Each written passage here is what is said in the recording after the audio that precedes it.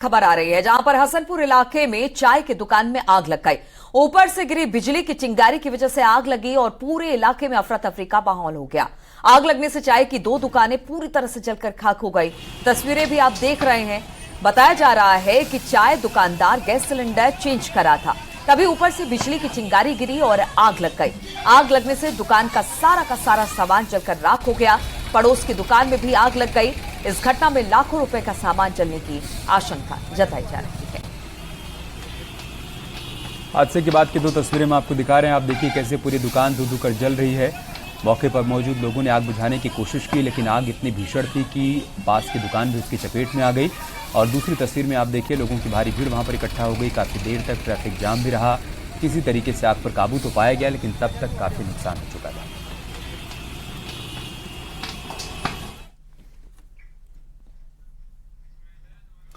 उधर कानपुर में auto parts की दुकान में भीषण आग लग गई। दमकल की गाड़ियां मौके पर पहुंची। दुकान का शटर तोड़कर आग पर काबू पाया गया। लाखों का सामान जलकर राख हो गया। गोविंद नगर के बी ब्लॉक की घटना है। तो बड़ी खबर हम आपको कानपुर से बता रहे हैं। तस्वीरें भी हम आपको दिखा रहे हैं। ऑटो पार्ट्स की दुकान है जिसमें भीषण आग लगी और देखते देखते आग फैलती चली गई। दुकान में रखा सब कुछ आग की चपेट में आ गया। मौके पर मौजूद लोगों ने दमकल विभाग को सूचना दी। दमकल की गाड़ियां मौके पर पहुंची और बड़ी मुश्किल से आग पर काबू पाया गया। दुकान का शटर तोड़कर आग बुझाई गई, लेकिन तब तक दुकान के भीतर रखा लाखों का सामान जल चुका था। कानपुर के गोविंद नगर के बी ब्लॉक की यह घटना है।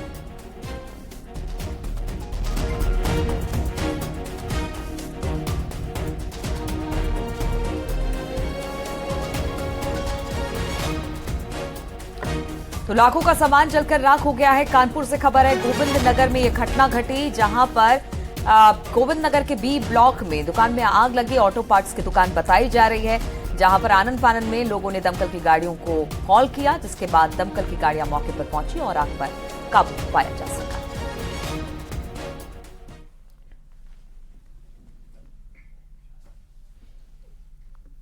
और दिल्ली पुलिस की स्पेशल सेल की टीम ने कैराना में एक बार फिर सर्राफा व्यापारी की यहां छापेमारी की है। इस दौरान आरोपी सर्राफा व्यापारी के मकान को खंगाला गया। आरोपी की 1 दिन पहले ही गिरफ्तारी हुई थी। टीम फिलहाल कैराना में डेरा डाले हुए है। बताया जा रहा है कि नकली करेंसी को लेकर छापेमारी की जा रही है। आरोपी के कब्जे से लाखों रुपए के नकली नोट बरामद किए गए हैं। पूछताछ में आरोपी ताजीम ने कैराना निवासी इरशाद उर्फ भूरी का नाम नकली नोटों का सप्लाई करने के बारे में बताया था।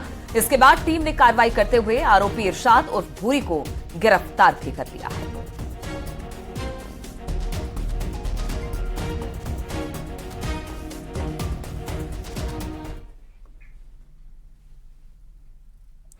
उधर शाहजहांपुर में एक मुस्लिम लड़की ने धर्म परिवर्तन कर हिंदू रीति रिवाज से शादी कर ली। बताया जा रहा है कि वो बचपन से ही हिंदू धर्म में आस्था रखती थी। श्री कृष्ण की पूजा किया करती थी, लेकिन उसका पूजा पाठ करना उसके परिवार को अच्छा नहीं लगता था। परिवार ने उसकी मुस्लिम रीति रिवाज से शादी कर दी। ससुराल में भी वो श्री कृष्ण की पूजा करती रही। शौहर ने जब उसे पूजा करते हुए देखा तो उसे मारपीट कर 3 तलाक देकर घर से निकाल दिया। इसके बाद शहनाज ने हिंदू धर्म अपना लिया और अपने हिंदू दोस्त से उसने शादी भी कर ली। शहनाज अब मुस्लिम धर्म छोड़कर आरोही बन गई। जैसे यहाँ जाकर रुकते थे, वे रुकना नहीं है, ये चलते भी।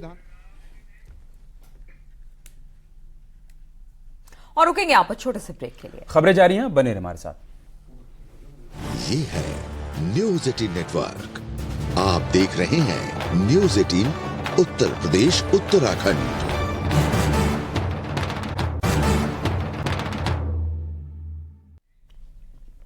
और ब्रेक के बाद खबर कानपुर से लेते हैं, जहां पर जीएसवीएम मेडिकल कॉलेज में टॉयलेट क्लीनर पीने के बाद छात्रा की मौत हो गई।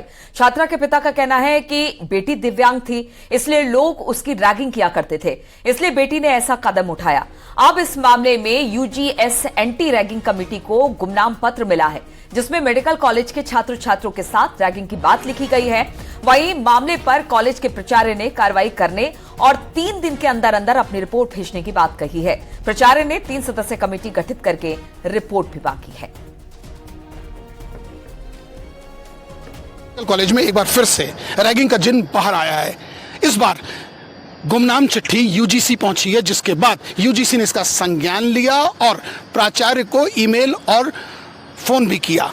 जिसके बाद से 3 सदस्यीय कमेटी बनाई गई है और इसकी जांच कराई जा रही है। 72 घंटे में इसकी रिपोर्ट भेजनी होगी। अब देखना यह होगा कि इस रिपोर्ट का क्या परिणाम आता है और ऐसे लोगों पर क्या कार्रवाई होती है, ऐसे छात्रों पर क्या कार्रवाई होती है जो मेडिकल कॉलेज की छवि धूमिल करने में लगे हैं। वीडियो जर्नलिस्ट आशीष पांडे के साथ अमित गंजू, न्यूज़ 18 कानपुर।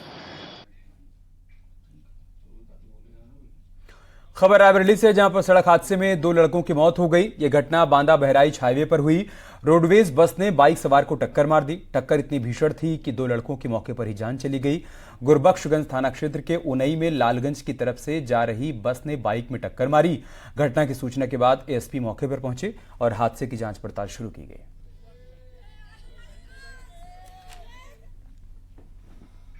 और कानपुर में बारिश के बाद रामगंगा नहर का जलस्तर बढ़ गया है। रामगंगा नहर ओवरफ्लो हो रही है। 4 जगहों पर कटान हो गया है। इससे आसपास के गांवों में जलभराव की स्थिति हो गई है। तस्वीरें आप देख सकते हैं कि 4 जगहों पर कटान से पानी भर गया है। उसके आसपास के इलाके में पानी घुस गया है, जिसकी वजह से लोगों को काफी ज्यादा परेशानी हो रही है। आसपास के गांव में पानी भरने से जो वहां पर फसल है उसे भी नुकसान पहुंचा है। लोगों के घरों तक में पानी घुस आया है और बारिश के चलते ये जलस्तर बढ़ा है। शाहजहांपुर में भीषण सड़क हादसे में बाइक सवार 5 लोगों की जान चली गई। किसी गाड़ी ने बाइक में पीछे से टक्कर मारी, जिससे बाइक पर सवार सभी 5 लोगों की मौत हो गई।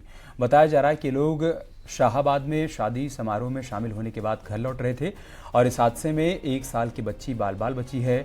दुधमुही बच्ची महिला की गोद में थी। हादसे के दौरान महिला की गोद से चिटक कर खाई में जा गिरी और उसका बाल भी बांका नहीं हुआ।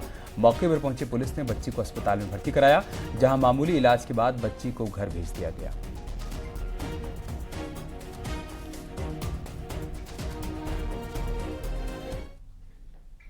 और खबरों का सिलसिला लगातार जारी है। रुकेंगे छोटे से ब्रेक के लिए, जल्द लौटेंगे कुछ और खबरों के साथ। न्यूज़ 18 नेटवर्क, आप देख रहे हैं न्यूज़ 18 उत्तर प्रदेश उत्तराखंड।